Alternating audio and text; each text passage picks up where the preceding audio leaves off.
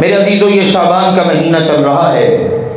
شعبان کے مہینے کی نبی اکرم صلی اللہ علیہ وسلم سے فضیلت یہ مروی ہے کہ آپ اس مہینے میں رمضان کے بعد سب سے زیادہ روزے اس مہینے کے رکھا کرتے تھے. ہماری مائیں بیان کرتی ہیں نبی اکرم صلی اللہ علیہ وسلم کو سب سے زیادہ جو روزے پسند تھے نا، کانا احب الشہور الی رسول اللہ صلی اللہ علیہ وسلم ان یصومہ، اللہ کے نبی کو جو سب سے زیادہ پسند روزے تھے نا نفلی، وہ روزے تھے شعبان و شعبان کے. پھر ثم یصلہ برمضان، پھر اس کے فوراً بعد آپ رمضان کے روزے رکھنا شروع کر دیتے.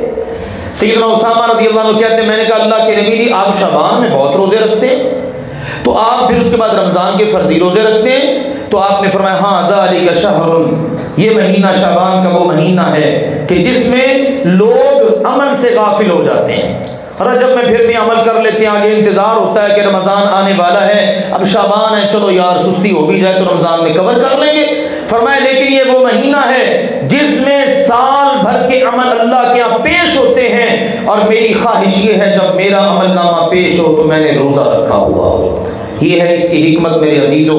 ہاں جس کو عادت ہے نفلی روزے رکھنے کی وہ رکھ سکتا ہے اینڈ تک، مثلا جو سوموار کا جمعرات کا روزہ رکھتا ہے، ایام 20 کے روزے رکھتا ہے وہ رکھتا جائے. لیکن جس کو عادت نہیں، روٹین نہیں ہے جس کی، وہ پھر 15 شعبان کے بعد روزے نہ رکھے تاکہ وہ آگے رمضان کے روزوں کو متاثر نہ کر بیٹھے.